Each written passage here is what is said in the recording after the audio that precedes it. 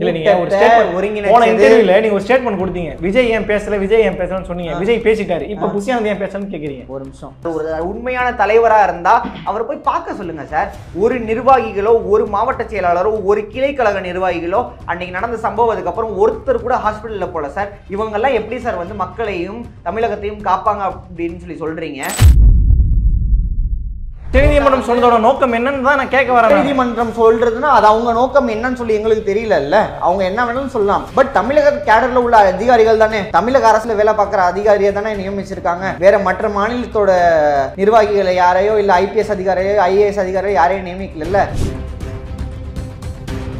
சிபிஐக்கு வழக்கு மாற்றப்பட்டு இருக்கிறது, இதை எப்படி பாக்குறீங்க? வரவேற்கத்தக்க கூடிய விஷயம். ஏத்துக்கிறீங்க? நாங்க ஏத்துக்கிறோம். மற்ற திமுக இதுவரைக்கும் கூட நீங்க விமர்சிக்க மாட்டீங்க. இல்ல அந்த பாயிண்ட்ல நீங்க விமர்சனம் செய்ய என்னங்க இருக்கு? சுப்ரீம் கோர்ட் ஒரு தீர்ப்பை கொடுக்குது, அந்த தீர்ப்பை எதிர்த்து நீதிதான் என்றும் வந்து நிலையானது. அவங்க கொடுக்கற தீர்ப்பை வந்து நாங்க ஏத்துக்கிறோம். எங்க முதல்வர் அவர்கள் எதிர்த்தாங்களா அந்த தீர்ப்பை? இந்த மாதிரியான மீம்ஸ் எல்லாம் போட்டுட்டு இருக்காங்க. யாரு? திமுகவினர் தான் போட்டுட்டு இருக்காங்க. திமுகவினர்கள் போட்டாங்கன்னா வந்துட்டு நீங்க திமுகவினர் யார் என்னன்னு சொல்லி பெரிய பெரிய தலைவர்களோ இல்ல இரண்டாம் கட்ட தலைவர்களோ இல்ல பதவியில உள்ளவர்களோ போட்டாங்க. யார் போட்டாங்கன்னு சொல்லி நீங்க பார்க்கணும் இல்லைங்க. சோசியல் மீடியாக்களையும் கருத்துக்கள் தெரிவிக்கிறது அவரவர் கருத்து. இப்போ நீங்களே ஒரு ஃபேக் ஐடி கிரியேட் பண்ணிட்டு எங்க சிஎம் போட்டோ வச்சுட்டு நீங்க என்ன கருத்து வேணாலும் போடலாம். அதுக்குன்னு சொல்லிட்டு நீங்க வந்துட்டு திமுக காரன் ஆயிட முடியுமா? நாங்க என்ன சல்லித்தனமா அரசியல் பண்ற தாவேக்காவினர் போல் நினைத்து கொண்டீர்களா திமுக காரர்களை? தமிழக மக்கள் எதிர்பார்க்கிறது வந்துட்டு 41 பழிக்கு காரணமானவர் விஜய். அவருக்கு சேர்ந்த கூட்டனால தான் 41 உயிர்களும் போயிருக்கு. கண்டிப்பாக நீதி உண்மையானால் விஜய் சிறைக்கு செல்வார். திமுக வந்து யார் யார் பேர்லாம் சொல்றாங்களோ அவங்கள ஏன் போலன்னு உங்களுக்கு பதில் கொடுக்கணும். அப்படிதானே? ஆமா, பதில் கொடுக்க வேண்டியது மக்களுக்கா உங்களுக்கு? சார் மக்களுக்கு தான் சார் பதில கொடுக்கணும். எங்களுக்கு ஏன் சார் பதில கொடுக்கணும்? அந்த மக்கள் விஜய் பேசும்போது ஆறுதல் அடைஞ்சிட்டாங்க சார். ஈவி ரக்கம் இருக்கா சார்? அவங்களுக்கு சோறு தானே சார் சாப்பிடுறாங்க. ஈவி ரக்கம் இருக்கா சார்?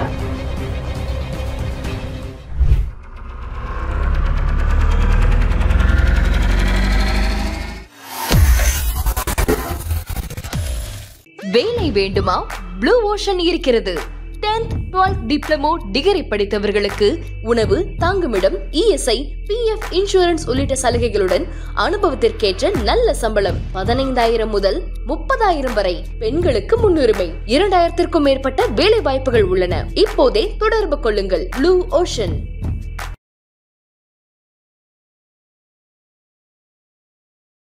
ஐத்தமிழ் நேயர்களுக்கு வணக்கம். இன்றைய நேர்காணலில் நம்மோடு இணைந்திருக்கிறார் திமுக மாநில மாணவர் அணி நிர்வாகி டாக்டர் காதர் அவர்கள். பல்வேறு அரசியல் நிகழ்வுகள் குறித்து நம்ம பேசுகிறோம். வணக்கம். வணக்கம். தொடர்ச்சியாக விஜயை போட்டு அடின்னு அடிச்சிங்க. ஒரு வழியாக உச்சநீதிமன்றமே இன்றைக்கி வந்து சிபிஐ கிட்ட வழக்கை மாற்றிருக்கிறாங்க. மாற்றினதோட அந்த சிபிஐயை கண்காணிக்கிறதுக்காக ஒரு குழுவை ஏற்படுத்தியிருக்கிறாங்க. ஓய்வு பெற்ற நீதிபதி தலைமையில் 2 ஐபிஎஸ் அதிகாரிகள் போடணும். தமிழ்நாட்டு அதிகாரி கிடையாது, தமிழ்நாட்டு கேடராக வேணா இருக்கலான்ற மாதிரி சொல்லியிருக்காங்க. உங்கள் மேலே சில நம்பிக்கை அந்த மாதிரி எப்படி பார்க்குறீங்க? நம்பிக்கையா? ஆமாம். நீதியரசர்கள் சொல்கிறத நாங்கள் ஏற்றுக்கிறோம். நீதிபதிகள் சொல்கிறதையே ஏற்றுருக்கோம். சுப்ரீம் கோர்ட் சொல்கிறதும் நாங்கள் ஏற்றுக்கிறோம். அதுக்குன்னு சொல்லிட்டு எங்கள் மேலே உள்ள நம்பிக்கை குறைபாடு அப்படின்லாம் இருக்குது. நீதி அங்கே என்ன சொல்லியிருக்காங்க, அங்கே வாதம் வச்சுருக்காங்க, அதற்கு உண்டான தீர்வு கொடுத்துருக்காங்க.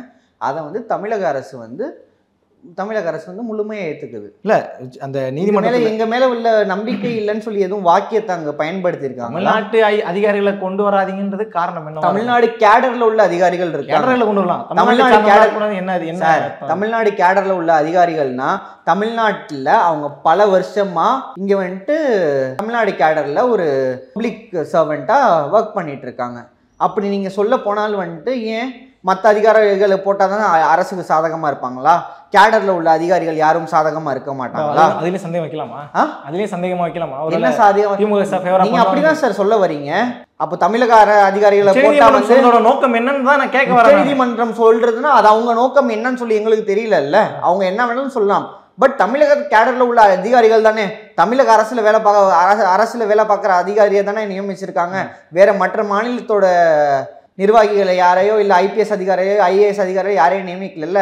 பெருமைக்குரிய விஷயம் தானே. தமிழக கேடர்ல இன்னும் கூடுதலா சில பெருமைக்குரிய சில கேள்விகளை கேட்டாங்க உச்சநீதிமன்றம். அதையும் நான் சொல்றேன். மதுரை கிளையின் வரம்புக்குள் வரும் வழக்கை எவ்வாறு சென்னை உயர்நீதிமன்றம் விசாரணைக்கு எடுத்தது? முதல் கேள்வி. இரண்டாவது, தமிழ்நாடு முதலமைச்சர் ஒரு சிறப்பு விசாரணை குழு அமைத்த நிலையில் எவ்வாறு சென்னை உயர்நீதிமன்றம் தன்னிச்சையாக இப்படி ஒரு உத்தரவை பிறப்பிக்க முடியும்? எஸ்ஐடி போட்டது எப்படி போட்டீங்கன்னு கேட்கறாங்க. இந்த விவகாரத்தை எவ்வாறு கிரிமினல் வழக்கை எப்படி நீங்க பதிவு செய்ய முடியுன்ற கேள்வி கேட்கறாங்க. தேர்தல் பிரச்சார நடைமுறைகளை வகுப்பதற்காக தொடரப்பட்ட வழக்கில் தனி நீதிபதி எப்படி ஒரு உத்தரவை பிறப்பித்தான்னு கேள்வியை உச்சநீதிமன்றம் கேட்குது. கூடுதலாக அவங்க கேட்கறது என்னன்னா, வழக்கில் தாவக கட்சி இணைக்கப்படாமல் இருந்தும் பல்வேறு கருத்துக்களை தனது தீர்ப்பில் தனி நீதிபதி செந்தில்குமார் கூறியுள்ளார். தனது தீர்ப்பில் தனி நீதிபதி எவ்வாறு அந்த முடிவுக்கு வந்தார்னு சொல்லி நீங்க தமிழ்நாடு அரசு முன்னெடுத்த அந்த வழக்குல தான் இன்னைக்கு இவ்வளவு விஷயமும். தமிழ்நாடு அரசு வந்து வழக்கு பதிவு செய்ய சொன்னது உண்மைதான். சரி, நீதி எங்க கையில இல்ல, நீதி அரசர் எங்க கையில இல்ல. சரி, supreme court, high court all comes under the authority of the higher justice, chief justice of இந்தியாவோட கண்ட்ரோல்ல தான் அனைத்து ஜட்ஜ் ஒர்க் பண்ணுற ஜட்ஜ், சுப்ரீம் கோர்ட்லேயும் ஹை கோர்ட்டில் ஒர்க் பண்ணுற ஜட்ஜஸ் எல்லாமே higher authority from the justice, appointed by directly from the justice and the president. So இதுக்கும் வந்து தமிழக அரசுக்கும் சம்பந்தம் இருக்குன்னு சொல்லி அது நீங்க வந்து தீர்ப்பு தமிழக அரசு இது மாதிரி ஒரு சம்பவம் நடந்துருச்சுன்னு சொல்லிட்டு கேஸ் ஃபைல் பண்ணுது. அதை ஒரு நீதியரசர் வந்து விசாரிக்கிறாரு. அந்த நீதியரசர் மேல குற்றம் இருந்துச்சுன்னா அவங்க சீஃப் ஜஸ்டிஸ் வந்து கேட்டு கொஸ்டின் பண்ணிப்பாங்க. இதுக்கும் தமிழக அரசருக்கும் சம்பந்தம் இருக்குன்னு சொல்லி நீங்க எப்படி சொல்ல வரலாம்? அந்த நீதியரசர் செந்தில்குமார் கொடுத்த அந்த எஸ்ஐடியை தான் இன்னைக்கு கேள்விக்குட்படுத்தி இருக்கிறாங்க. அந்த எஸ்ஐடியை தான் நீங்க புகழ்ந்து நீங்க இல்ல திமுகவுக்கு ஆதரவாக பேசக்கூடியவங்க, ஐடிஎம்ல இருக்கக்கூடியவங்க எல்லாம் புகழ்ந்து பேசுறாங்க. எஸ்ஐடி கிட்ட போனா விஜய் மாட்டிப்பாரு, அதனால தான் சிபிஐ கிட்ட போயிட்டாங்கன்ற மாதிரி நீங்க பேசிட்டு இருக்கிறது நீங்க தான். இன்னைக்கு சட்டம்ல இன்னைக்கு அந்த கேஸ் வந்து நிலுவையில இருக்கு. சுப்ரீம் கோர்ட்ல இந்த கேஸ் போயிட்டு இருக்கு. நீதியரசர் வந்து தப்பான ஒரு தீர்ப்பை கொடுத்திருந்தா நீதியரசர் வந்து அங்கே சீஃப் ஜஸ்டிஸ்ட்டு பதில் சொல்லுவார். அது நம்ம வாதம் செய்யாத காரணம் இல்லையே. இங்கே ஒரு சம்பவம் நடக்குதுன்னா அரசு அதற்கு உண்டான தீர்வு கண்டு அதற்கு உண்டான ஒரு கேஸ் ஃபைல் பண்ணுது. அதுதான் ஒரு அரசோட நோக்கம். மக்களை பாதுகாக்கின்ற நோக்கத்தில் அதுக்கு என்ன குற்றம் நடந்திருக்குன்னு சொல்லி அறியாததுக்காக கேஸ் ஃபைல் பண்ணுது. அதை மீறி வந்து நீதியரசர் கேட்டாங்கன்னா அது நீதியரசருக்கும் தீர்ப்பளித்த நீதிபதிக்கும் உண்டான ஒரு முரண்பாடாக கூட இருக்கலாம். இல்லை வந்து அந்த சட்ட திருத்தங்கள் என்ன சொல்லுதுன்னு நமக்கு அது தெரியாது. அது சீஃப் ஜஸ்டிஸ் அது நீதிபதி கையில் நம்ம விட்டுருவோம். சிபிஐக்கு வழக்கு மாற்றப்பட்டு இருக்கிறது, இதை எப்படி பார்க்குறீங்க? வரவேற்கத்தக்க கூடிய விஷயம். ஏற்றுக்கிறீங்க நீங்க? நாங்கள் ஏற்றுக்கிறோம். மற்ற திமுக இதுவரைக்கும் கூட நீங்கள் விமர்சிக்க மாட்டீங்க இல்லை? அந்த பாயிண்ட்ல விமர்சனம் செய்ய என்னங்க இருக்கு? சுப்ரீம் கோர்ட் ஒரு தீர்ப்பை கொடுக்குது. அந்த தீர்ப்பை எதிர்த்து நீதிதான் என்றும் வந்து நிலையானது. அவங்க கொடுக்கற தீர்ப்பை வந்து நாங்கள் ஏற்றுக்கிறோம். எங்கள் முதல்வர் அவர்கள் எதிர்த்தாங்களா இந்த தீர்ப்பை? இல்லை, அந்த சிபிஐக்கு மாற்றப்பட்டதை விமர்சனம் பண்ணி தொடர்ச்சியாக இந்த மாதிரியான மீம்ஸ்லாம் போட்டுட்டு இருக்காங்க. யாரு? திமுகவினர் தான் போட்டுட்டு இருக்காங்க. திமுகவினர்கள் போட்டாங்கன்னா வந்துட்டு நீங்கள் திமுகவினர் யார் என்னன்னு சொல்லி பெரிய பெரிய தலைவர்களோ இல்லை இரண்டாம் கட்ட தலைவர்களோ இல்லை பதவியில் உள்ளவர்களோ போட்டாங்க. யார் போட்டாங்கன்னு சொல்லி நீங்கள் பார்க்கணும் இல்லைங்க. இல்ல இப்ப இதுவரைக்கும் அப்படி தவறு ஒரு விஜயுடைய போட்டோ வச்சிருந்த ஒருத்தன் ஒரு ஏதாவது ஒரு தப்பான கமெண்ட் பண்றான் அப்படின்னா அதை எடுத்து ஸ்கிரீன்ஷாட் போட்டு விமர்சனம் பண்ணும்போது அவங்களுக்கு சரியா இருக்கும். அப்படி தவறு இருந்தால் எங்கள் சட்டத்துறை செயலாளர் அவர்களும் எங்கள் முதல்வர் அவர்களும் இல்லை எங்கள் இரண்டாம் கட்ட தலைவர் அவர்களும் இல்லை எங்கள் செய்தி தொடர்பாளர்களும் இதுவரைக்கும் விமர்சனம் வைத்திருப்பார்கள். நாங்கள் வந்து நீதியை வந்து நாங்கள் மதிக்கிறோம். அதனால தான் நாங்கள் இதுவரைக்கும் விமர்சனம் வைக்கல. ஃபேஸ்புக்லேயும் மற்ற சோசியல் மீடியாக்களையும் கருத்துக்கள் தெரிவிக்கிறது அவரவர் கருத்து. இப்போ நீங்களே ஒரு ஃபேக் ஐடி கிரியேட் பண்ணிட்டு எங்கள் சிஎம் ஃபோட்டோ வச்சுட்டு நீங்கள் என்ன கருத்து வேணாலும் போடலாம். அதுக்குன்னு சொல்லிட்டு நீங்கள் வந்துட்டு திமுக காரன் ஆயிட முடியுமா? நாங்கள் என்ன சல்லித்தனமாக அரசியல் பண்ணுற தாவேக்காவினர் போல் நினைத்து கொண்டீர்களா திமுக காரர்களை? சிபிஐக்கு மாற்றப்பட்டது நீ வரவேற்கிறீங்க? வரவேற்கு. தீர்ப்பு நல்ல தீர்ப்பு வந்தால் நல்லது தாங்க எல்லாத்துக்கும். அநியாயமாக 41 உயிர் போயிருக்கு. அதற்குண்டான சிறப்பு நல்ல தீர்ப்பு வந்துச்சுன்னா வரவேற்கத்தக்க விஷயம்தான். ஏன்னா விஜயை வந்து விமர்சனம் பண்ணாரு, ஆதவர்ஜனை விமர்சனம் பண்ணாரு. சிபிஐங்கிறது பிஜேபி ஆர்எஸோட கைப்பாவங்களாம் விஜயை பேசினாரு. இன்னைக்கு சிபிஐ கிட்ட வந்ததுக்கப்புறம் பாஜக கிட்ட போய் சரணடைஞ்சிட்டாருன்னு சொல்லி பேசுறாரு. சரணடைஞ்சிட்டாங்க தான் சார். நான் அதுதான் கேட்க வந்தேன். சரணடைஞ்சிட்டாங்க சார். கூடிய விரைவில் பாஜகவும் தாவேக்காவும் கைகோர்க்கும். இந்த உண்மையான நீதி வென்றதனால் விஜய் அவர்கள் சிறை செல்வார். கண்டிப்பா சிறை செல்வார். இல்லை இப்போ சிபிஐ கிட்ட போனதுனால பாஜக கூட்டணி வைக்கிறாங்க. சிபிஐ உண்மைத்தன்மையா இந்த கேஸை வந்து விசாரிச்சதுன்னா கண்டிப்பா தாவேக்காவின் தலைவர் நடிகர் விஜய் அவர்கள் சிறை செல்வது உறுதி. உச்சநீதிமன்றம் உங்களுக்கு எதிராக கேள்வி கேட்டிருக்கேன் சார். கடந்த காலத்தை எடுத்து பார்த்துக்கிட்டிங்கன்னா வந்துட்டு குன்ஹா தீர்ப்பு கேள்விப்பட்டிருக்கீங்களா? அம்மையாரோட தீர்ப்பு. இருவேறு நீதிபதிகள் இருவேறு தீர்ப்பு இருவேறு வாதங்களை வைத்தார்கள், இருவேறு தீர்ப்புகளை வழங்கினார். அது மாதிரி வந்துட்டு சீஃப் ஜஸ்டிஸ் லா மாறிட்டே இருக்கும். தீர்ப்பு கடைசி நேரத்தில் வரும்போது அதை நம்ம வாதம் பண்ணுறது சிறப்பாக இருக்கும் அப்படின்னு சொல்லி நான் கருதுகிறேன். இல்லை இப்போ இன்றைக்கி நம்ம இந்த ஜட்ஜ்மெண்ட் வந்த பிறகு விஜய் அவர்களுடைய அஃபிஷியல்ஸ் ட்விட்டரில் போட்டிருக்காரு நீதியை வெல்லுங்கிற மாதிரி போட்டிருக்காரு. நீதி வெல்லுமா, நீதி சிறைக்கு செல்லுமா, விஜய் சிறைக்கு செல்வாரான்னு பொறுத்திருந்து பார்ப்போம். கண்டிப்பாக நீதி வெல்லும். 41 உயிர்கள் அநியாயமாக பலியாகியிருக்காங்க. அதற்கு உண்டான பிரதிபலன் விஜய் தமிழக மக்கள் எதிர்பார்க்கிறது இந்த 41 உயிர்களுக்கு காரணமான பலிக்கு காரணமானவர் விஜய். அவருக்கு சேர்ந்த கூட்டனால தான் இந்த 41 உயிர்களும் போயிருக்கு. கண்டிப்பாக நீதி உண்மையானால் விஜய் சிறைக்கு செல்வார். இல்லை, தொடர்ச்சியாக திமுகவை சார்ந்த எல்லோருமே இந்த செயலுக்கு காரணம் விஜய் தான் சொல்லி அந்த திமுகவை சார்ந்தவர்கள் மட்டுமல்ல சார், பல அரசியல் தலைவர்களும் பல அரசியல் கட்சிகளும் சொல்றது விஜய் தான் திமுக பேசுற மாதிரி பேசுறாங்கன்னு சொல்ல வரேன். ஏன் சார் பேசணும்? அவங்க சுய கருத்துக்களை தெரிவித்துக் கொள்கிறார்கள் சார். ஏன் திமுக பேசுற மாதிரி பேசணும்? அவங்களுக்கு சுய அறிவு இல்லையா? அவங்கவுங்க கருத்தை அவங்க தெரிவிச்சுட்டு இருக்காங்க சார். அது எல்லாம் எதுக்கு எடுத்தாலும் திமுகன்னு சொல்லி ஏன் சார் சொல்றீங்க? நீங்க தான் பேசிட்டு இருக்கீங்க. நாங்க பேசுறோம், அது எங்க கருத்தை பேசுறோம். அதை ஃபாலோ பண்ணி பேசுறாங்கன்னா அவங்கவுங்களுக்கு அவங்கவுங்க மனசுல உள்ளது அதே கருத்தை அவங்க மனசுல இருக்கலாம் சொல்றாங்க. மற்ற கட்சிகள் ஒரே மாதிரி எல்லாரும் பேசுவோம். அது அவங்கள்ட்ட தான் சார் போய் கேட்கணும். நீங்க பேசுறவங்கள்ட்ட தான் போய் கேட்கணும். நாங்க யாரையும் பின்னாடி இருந்து ப்ரெஸ் பண்ணல. இது மாதிரி தான் நீங்க பேசணும், அது மாதிரி தான் பேசணும் அப்படின்னு சொல்லி மக்களுக்கான நிலையான ஆட்சியையும் உறுதியான ஆட்சியும் நல்ல ஆட்சியும் மக்களின் முதல்வர் தலைவர் அவர்கள் தந்து கொண்டிருக்கிறார். நாங்கள் ஏன் மற்றவங்கள ப்ரெஸ் பண்ணி இது மாதிரி பேசணும்? மக்கள் எங்கள் பக்கம் இருக்கும்போது தீர்ப்பும் அதே மாதிரி உச்சநீதிமன்றம் சிபிஐக்கு மாற்றிருக்கு. சிபிஐ உண்மையான தீர்ப்பு கொடுக்கமானால் விஜய் சிறைக்கு செல்வார் தான் திரும்ப சொல்கிறேன். நீதிமன்றம் ஒரு கேள்வி கேட்டாங்க, அதுபடி ஒரே இரவில் எப்படி போஸ்ட்மார்ட்டம் பண்ணீங்க, அது 4 மணிக்கு எப்படி தகனம் செஞ்சீங்கன்ற மாதிரிலாம் கேள்வி கேட்டாங்களா? அதுக்கு என்ன பதில்? ஆக்சுவலாக நான் நீதிக்கு முன்னாடி அனைவரும் சமம் தான். ஒரு சிறிய எடுத்துக்காட்டை சுட்டி காட்ட விரும்புகிறேன். ஒரு மருத்துவராக சொல்கிறேன், இந்த லா எப்போயோ மாறிடுச்சு. 2004 திருச்சியில் ஃபயர் ஆக்சிடென்ட் நடந்துச்சு. 151 பேர் இறந்தாங்க. அந்த பாடியை காலைல 8 மணிக்கு நடக்குது சம்பவம். 2 மணிக்குள்ளே போஸ்ட்மார்ட்டம் பண்ணி தரலையா? அப்போ திமுக ஆட்சி தான் தமிழகத்தில் நடந்துச்சு. அதிமுக ஆட்சி நடந்துட்டு இருந்துச்சு. அதே மாதிரி அரியலூரில் 62 ஸ்கூல் குழந்தைங்க இறக்குறாங்க. அப்பையும் அதிமுக ஆட்சி தான் நடந்து கொண்டிருக்குது. அது ஏன் திமுக ஆட்சியில் மட்டும் ஏதாச்சும் ஒரு சம்பவம் நடந்துச்சுன்னா திமுக தான் இது பண்ணணும். திமுகவை குற்றம் சாட்டுற மாதிரி தான் அரசியல் அமைப்பும் இல்லை சட்டமும் இருக்கா? அவர்கள் நீதிபதி அது மாதிரி ஒரு கருத்தை தெரிவிச்சிருக்காங்க. நீதிபதியை போய் கேளுங்க சார். அது மாதிரி ஒரு லாவே இருக்குது. ஆக்சுவலாக ஒரு டாக்டராக சொல்ல போனால் 6 மணிக்கு மேலே போஸ்ட்மார்ட்டம் பண்ணக்கூடாது பட் இது மாதிரி எமர்ஜென்சி கேசஸில் போஸ்ட்மார்ட்டம் பண்ணலான்னு சொல்லிட்டு என்எம்சி ஆக்ட் மாறி இருக்கு சார். அதை நீதியரசர் கொஞ்சம் படிச்சு தெரிஞ்சுக்கணும்னு சொல்லி என்னோட தாழ்மையான வேண்டுகோள். சரி, ரைட். இந்த சம்பவம் நடந்த டைமில் விஜய் போய் கரூரை பார்க்கவே இல்லை, இது வரைக்கும் பார்க்கல. இல்லை சொல்கிறேன் நிர்வாகிகளும் பார்க்கவே இல்லைன்ற மாதிரிலாம் சொல்லிட்டு இருந்தீங்க. ஆனால் அதுக்கு பதில் கொடுக்கக்கூடிய விதமாக ஆதவர்ஜன் இன்னைக்கு ஒரு பேட்டி கொடுத்தாரு. நீங்கள் பார்த்தீங்கன்னா அதை அவரெல்லாம் ஒரு இல்லை நான் சொல்லிடுறேன். அவர் நிர்வாகிகளுக்கு ஏன் தமிழக அரசு மீதோ தமிழக அரசு மீது என்கொயரி மீதோ நம்பிக்கை இல்லை அப்படின்னா, இந்த இஷ்யூ நடந்த பிறகு எல்லாரும் சொல்ற மாதிரி இவங்கெல்லாம் ஓடிட்டாங்க, அது வெல்ல எங்களுடைய மொபைல் நெட்வொர்க்கை சேக் பண்ணலாம். கரூரோட பார்டர்ல நானும் பொதுச் செயலாளர் நிர்மகுமார் அவர்கள், அருண்ராஜ் அவர்கள் எல்லோரும் காத்துக்கிட்டு இருந்தோம்.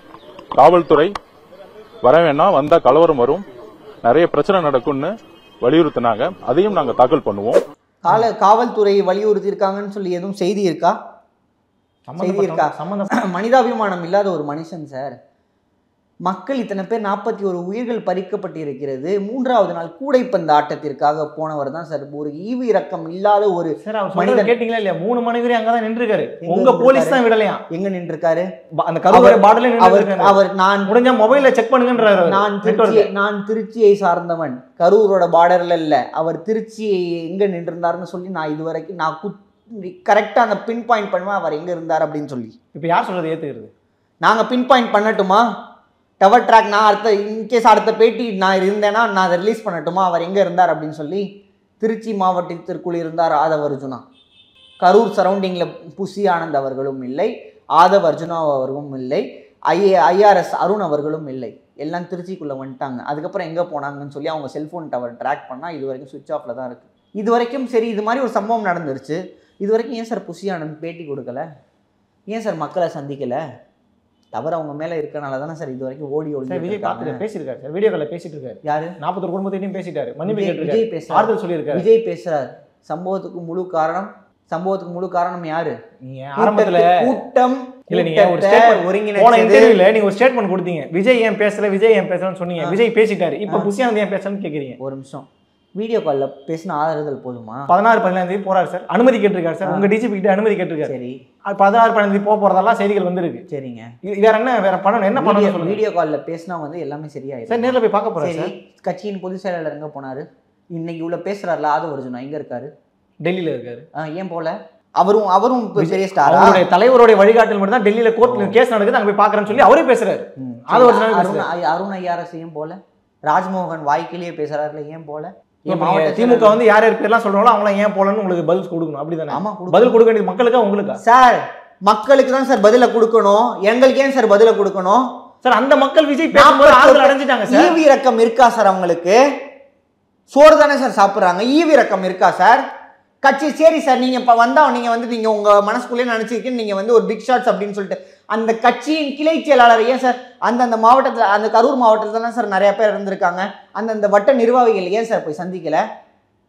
ஏன் சார் அந்த வட்ட நிர்வாகிகள் போய் அந்த வட்ட செயலாளர் ஏன் சார் போய் சரிங்க? சரி, வட்ட செயலாளர், பகுதி செயலாளர் ஏன் சார், கிளைக்கழக நிர்வாகி ஏன் சரி, ஒரு பிரதிநிதியாச்சும் போய் சந்திச்சானா சார்? மக்களுக்கு ஆதரவு தெரிவிச்சானா சார்? மக்களுக்கு ஆறுதலுக்கு சொன்னானா சார்? அந்த நேரத்துல இன்னைக்கே நீங்க இது மாதிரி பண்ணிட்டு இருக்கீங்கன்னா உங்களை எல்லாம் ஆட்சி கட்டில் அமர்த்தினா தமிழக மக்கள் தமிழகத்தை அடகு வைக்கக்கூடிய செயலாக தாவேகா செய்யும். தமிழ்நாடு பலிநாடு ஆக்கி விட்டுருவாங்க தாவேகா. அது மாதிரி ஒரு கட்சியை நம்பி ஏமாற வேண்டாம். இல்லை பாருங்களேன், தொடர்ச்சியா நீங்களா இருக்கட்டும், இல்லை உங்களுடைய கூட்டணியில் கூட திருமாவளவனா இருக்கட்டும், கூட்டணியில் கூட பிற கட்சிகளாக இருக்கட்டும், எல்லோருமே தாவேக்காவை மையப்படுத்தி தான் உங்க அரசியல் நடந்துட்டு இருக்குங்கிற விமர்சனம் வருது இல்லை? அது என்ன பதில் சொல்ல போறீங்க? அதுக்குன்னு சொல்லி அவங்க பேசும் பொருள் ஆயிட்டாங்களா? அவங்களாம் 41 உயிர் போயிருக்கு சார், ஒரு உயிர் இல்லை சார், 41 உயிர் சார். தாவேக்காவால மட்டும்தான் உயிர் போய் நீங்க ஸ்டேட் பண்ணீங்க, கேஸ் சிபிஐ கேஸ் இப்போ எடுக்க போறாங்க, நீங்க ஸ்டேட்மென்ட் கொடுத்துருக்கீங்க. உண்மைதானே? அந்த தாவேக்காவின் தலைவர் விஜய் அந்த இடத்துல கூட்டினால தானே இது மாதிரி கூட்டம். அது மாதிரி சரி சார், உங்க மேல நாங்க தவறான கருத்துக்கள் வைக்கல, இது வரைக்கும் நீங்க உண்மையான அரசியல்வாதி, திரும்ப அதுதான் சொல்றோம், உண்மையான அரசியல்வாதி தான் ஏன் சார் பர்மிஷன் கேட்கணும்? போராட்டம்லாம் எத்தனையோ அரசியல் தலைவர்கள் போலீஸ் பர்மிஷன் கொடுக்கலன்னு சொல்லி எவ்வளவோ பண்ணியிருக்காங்கல்ல. ஏன் அங்கே சிரஞ்சீவி பண்ணலையா, பவன் கல்யாண் பண்ணலையா போராட்டமெல்லாம் போலீஸ்க்கு ஆப்போசிட்டா? நான் காவல்துறையை இந்த இடத்துல குறை கூற விரும்பலை, காவல்துறையை ஆப்போசிட்டாக நீங்கள் பண்ணுங்கன்னு சொல்லி தரல. மக்களின் சொல்கிறீங்கள, மக்களின் முதல்வராக ஃப்யூச்சரில் விஜய் அவர்கள் அதுக்கெல்லாம் தகுதியே இல்லை. அது மாதிரி மக்கள் தலைவனாக இருந்ததுன்னா இது வரைக்கும் அனைத்து தடைகளையும் உழைத்து போய் பார்க்கக்கூடியவன் தான் தலைவன். சட்டத்தை மதிக்கிறது தப்புன்றீங்களா? நாங்க சட்டத்தை மதிக்கணும் தான் சார். இப்ப கூட அவர் அனுமதி கேட்டிருக்காரு, முறைப்படி காவல்துறையோட அனுமதியோட போகணும் தான் அவர் கேட்டுட்டு இருக்காரு. சரி, அனுமதி நாங்க கொடுக்குறோம், போறாரான்னு சொல்லி பார்ப்போம். அதுக்கு ஒரு நாடகம் ஆடுவார். ஏன் விட மாட்டீங்களோ? நாங்க ஏன் விடாம இருக்கோம்? நாங்க ஏன் சார் விடாம இருக்கணும்? சரி, விஜய் நீங்க சொல்றீங்க நீங்க அனுமதி கொடுக்க மாட்டீங்களான்னு சொல்லிட்டு, சரி விஜய்க்கு அனுமதி நீங்க உங்க கருத்துக்கே கொண்டு வரலாம், விஜய்க்கு அனுமதி கொடுக்கல. நான் திரும்ப கேட்கிறேன், ஏன் கிளைக்கழக செயலாளர் போல? கிளைக்கழக செயலாளர் விஜய் மாதிரியா? ஃபிலிம் ஸ்டாரா, சூப்பர் ஸ்டாரா, வட்ட பிரதிநிதி போனானா? மக்கள் மீது உங்களுக்கு ஏதாச்சும் ஒரு அனுதாபம் இருக்கா? நிர்வாகிகளை போய் பார்க்க தான் சார் செஞ்சுட்டு இருக்காங்க. சமூக வலைதள வீடியோ வருது, நீங்கள் பார்க்குறீங்க? எப்போ பார்த்த வீடியோங்க?